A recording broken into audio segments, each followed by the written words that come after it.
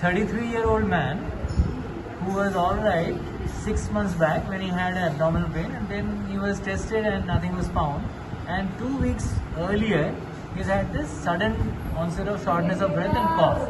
Now, what you see here is dilated RB because of severe pH, and this is a giant left atrium. You see the aortic root, and this is almost 3 times. So, kind of 6 centimeters, more than 5 is a giant left atrium. So, left atrium is again giant because you can see that the mitral valve is not coapting properly.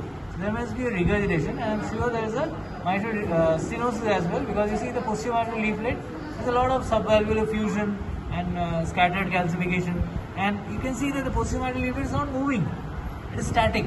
Only is the anterior mitral leaflet is moving. So, there is a most likely a mild MS as well and a severe MR, and I am not sure what the aortic valve holds in store for us. So, let us also look at the aortic valve morphologically how it is. So, as you can see, these are the 3 valve cusps coapting not very well, but and then you can see that the valve cusps are thickened and there is some scattered calcification in all the cusps. And what is this cusp? This is the left coronary artery cusp.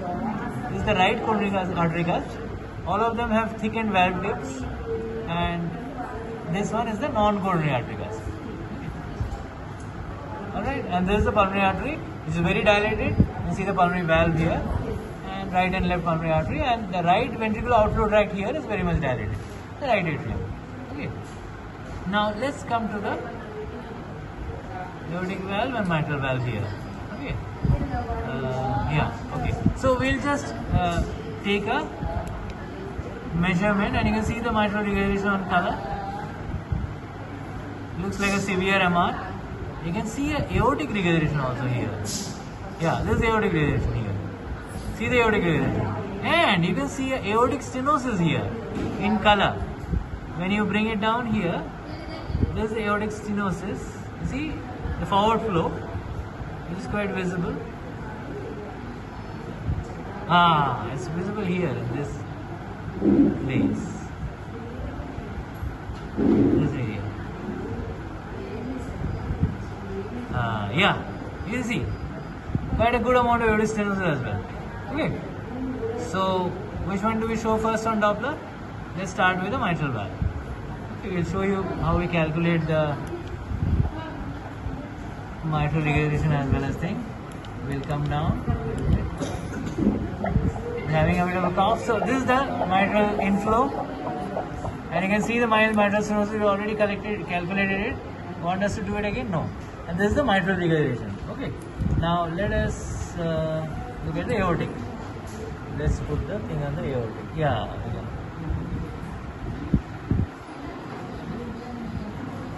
So we put here. Yeah. So this is the aortic regurgitation, and this is the forward flow of the aortic valve, where we can.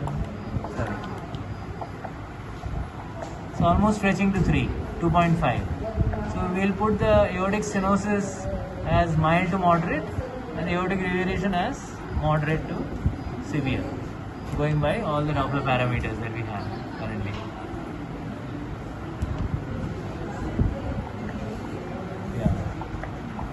Severe AR and mild to moderate AS. Okay, that's it. Fine.